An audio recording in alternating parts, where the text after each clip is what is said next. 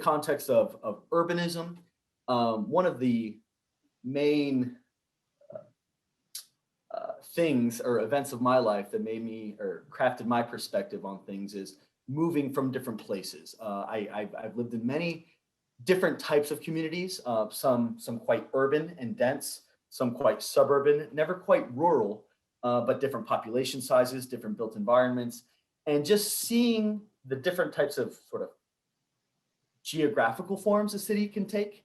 Again, I'm sort of trying to connect my response to this question with the first question, but moving around a lot got me interested in and curious about how cities work, right? Like we take it for granted because this is literally our environment, but the placement of streets and signs and the placement of the entire environment and the way we engineer it, I've always questioned why. Why is it that way? So that certainly maybe is an underlying innate reason that I'm inherently curious, and that drives my curiosity, sort of drives my passion.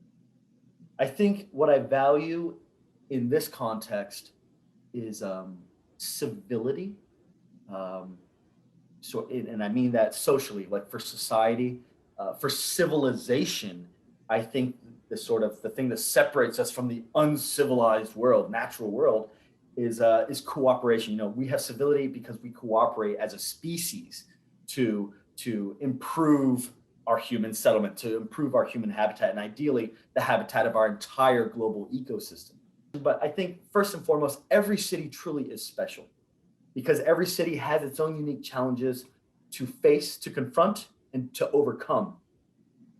Phoenix in particular is special and great because it's entering a new phase, I truly believe, in its long historical trajectory. Here in the late 20th and now early 21st century, with Phoenix firmly established with the technologies of air conditioning and the automobile, Phoenix, is developing faster in the long run, from a long perspective, developing faster perhaps than it maybe has ever developed.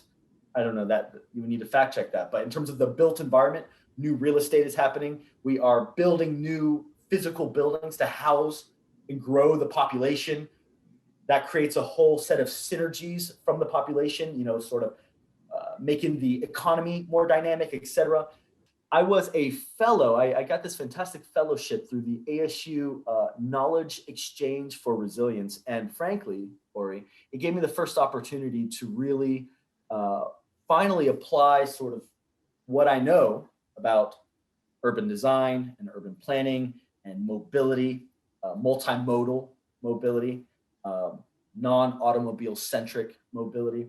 And for the first time ever, really do the first true applied urban project I've ever done since living in Arizona. And I worked with you, obviously. I worked very closely with you, and we had a couple analysts previously, fantastic guys. And I'm really proud. Yeah, we put together this pretty data intensive and visually robust sort of analysis and visualization project focused on the pedestrian safety crisis in the greater Phoenix metro region. Yeah, so I'll be very brief here. It's really about communication, communicating the results of your work, and well, that's sort of at the end stage of it. But in the intermediate stages, having good relationships with various agencies and sources of data, for one. I think I'm always intaking information from various sources, whether they be published national sources, blogs and analysis. I'm really most interested in people doing the work in local context, whether it be Phoenix or in other urban contexts. I think of many local activists in Miami. Actually, some of the real heroes are the people whose names will never or rarely end up in newspapers or whatnot. These are people literally on the streets, kind of a corny way to end it, but I sincerely believe this. Love your city, wherever you are. Love your city and claim your city. That is literally your home. Our home is far more than the physical structure we live in. It is literally the streets we go out onto. It is the shops we visit. It is the sidewalks we walk on. Love all that. And once you love that, you start to want to protect it and build it and enhance it.